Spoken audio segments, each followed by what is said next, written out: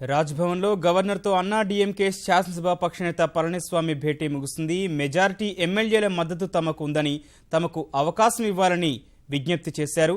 తమకు గవర్నర్ అవకాశం ఇస్తున్నట్లు ఆశిస్తున్నట్లు చెప్పారు. అనంతరం పన్నీర్ సెల్వం భేటీ అయ్యారు. మొత్తానికి గవర్నర్ నిర్ణయంపై ఉత్కంఠ కొనసాగుతోంది.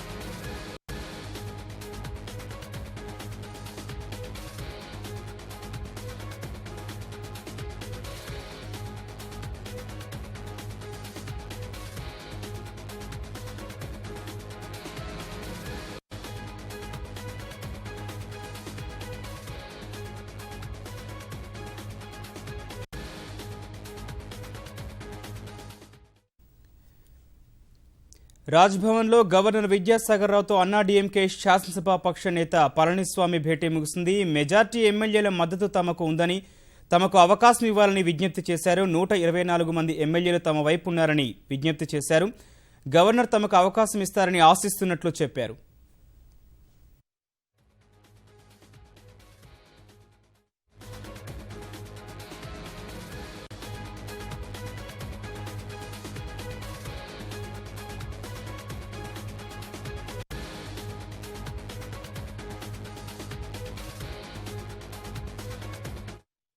ఓ పన్నీర్ సెల్వం కొద్దిసేపటి క్రితం గవర్నర్తో సమావేశమయ్యారు. గవర్నర్ ఆహ్వానం మేరకు, గవర్నర్ పిలుపు మేరకు తనకు మద్దతిస్తున్నటువంటి ఎమ్మెల్యేలతో కలిసి ఆయన గవర్నర్తో సమావేశమయ్యారు. ఇప్పుడు ప్రస్తుతానికి గవర్నర్తో పన్నీర్ సెల్వం భేటీ కొనసాగుతుంది. పన్నీర్ సెల్వం వెంబడి తమిళనాడు విద్యాశాఖ మంత్రి పాండ్యరాజన్, అలాగే ఆయనకు మద్దతిస్తున్నటువంటి ముఖ్యమైన నేతలు, ఎమ్మెల్యేలు ఉన్నారు.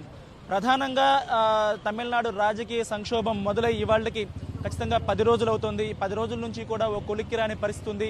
ఇవాళ ప్రధానంగా ముఖ్యమంత్రి పదవికి పోటీ పడుతున్నటువంటి ఇద్దరు అభ్యర్థులు కూడా ఇప్పుడు కొద్దిసేపటి క్రితం వరుసగా 1 గంట తేడాతోటి గవర్నర్తో సమావేశమయ్యారు. ఇప్పటికైనా దీనికి ముగింపు వస్తుందా అనేటువంటి దేశవ్యాప్తంగా కూడా అందరూ కూడా ఆసక్తిగా ఎదురు చూస్తున్నటువంటి పరిస్థితి ఉంది. ఇప్పటికైనా దీనికి ముగింపు వస్తుందా అని.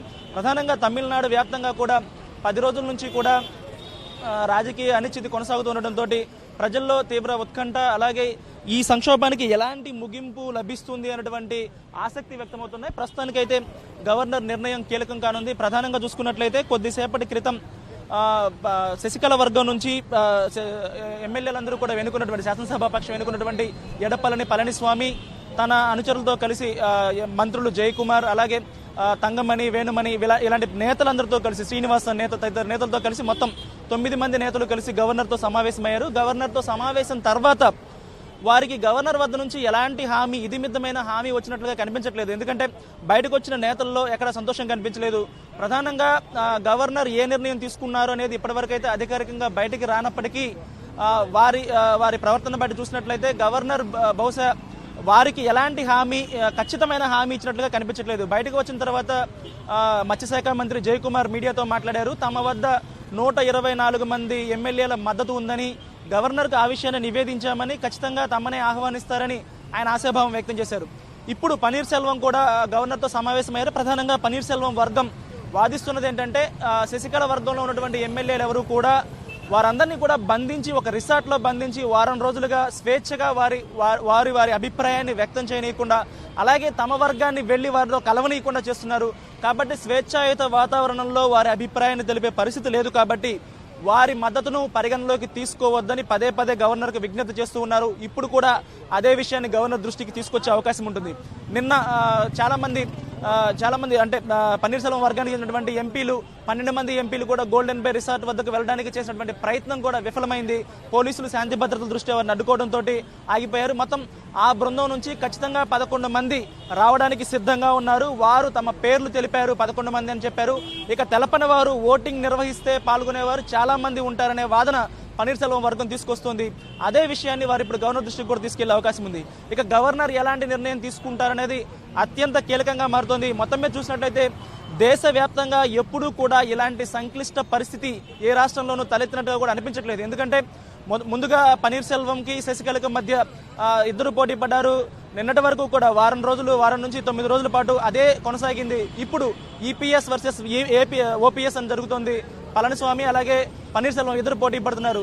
పేర్లు మారాయి కానీ వివాదం మాత్రం మారలేదు. గవర్నర్ ఇదమిద్దంగా లేకపోతే స్థిరంగా ఒక నిర్ణయం తీసుకునే పరిస్థితి ఇప్పటికీ కనిపించట్లేదు.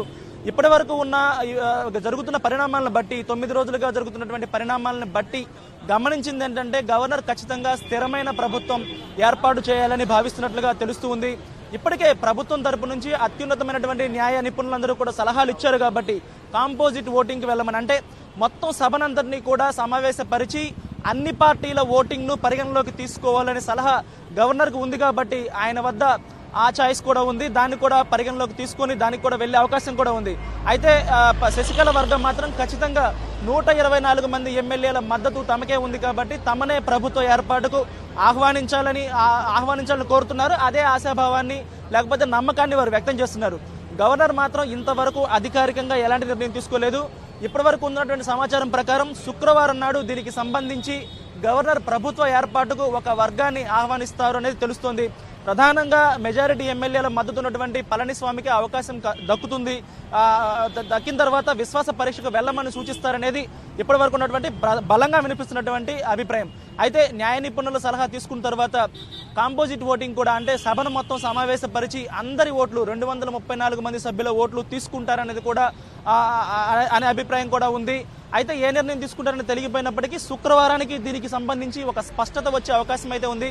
ప్రధానంగా ఇప్పుడు కలిసినటువంటి పన్నీర్ సెల్వం వర్గం మాత్రం 11 మంది ఎమ్మెల్యేలు తమ వైపు వస్తే అటువైపు మెజారిటీ తగ్గుతుంది అనే వాదన గవర్నర్ వద్దకు తెరపైకి తీసుకొస్తున్నారు. ఎందుకంటే మొదట్లో 131 మంది ఎమ్మెల్యేల మద్దతు వారికి ఉంది.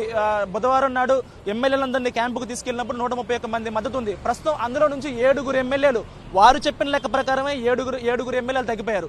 అంటే ఇంకొక 7 తగ్గిపోతే కనుక ఖచ్చితంగా గవర్నమెంట్ ఫామ్ చేయడానికి అవసరమైనటువంటి మెజారిటీ తగ్గిపోతుంది.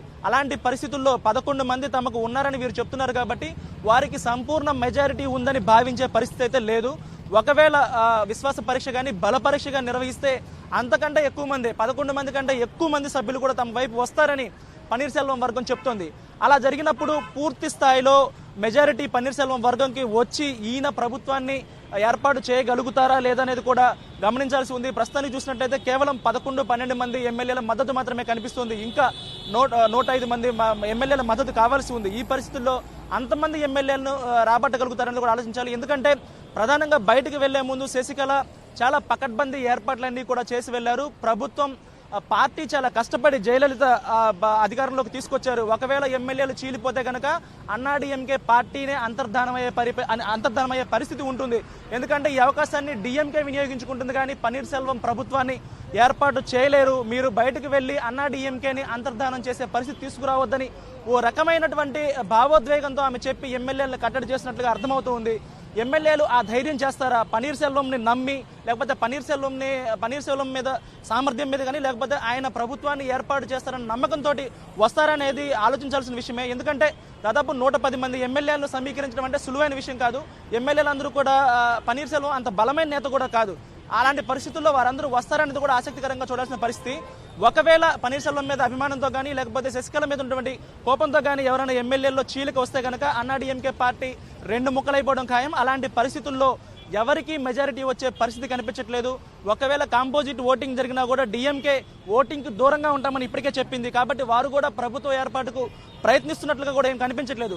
ఇలాంటి పరిస్థితుల్లో మరొక సందర్భంలో రాష్ట్రపతి పాలన కూడా వచ్చే అవకాశం అయితే కనిపిస్తుంది. అయితే అది ఎలా జరుగుతుంది అనేది గవర్నర్ నిర్ణయం మీద ఆధారపడి ఉంటుంది. కాంపోజిట్ ఓటింగ్కి వెళ్ళిన తర్వాత ఎలాంటి అక్కడ పరిస్థితులు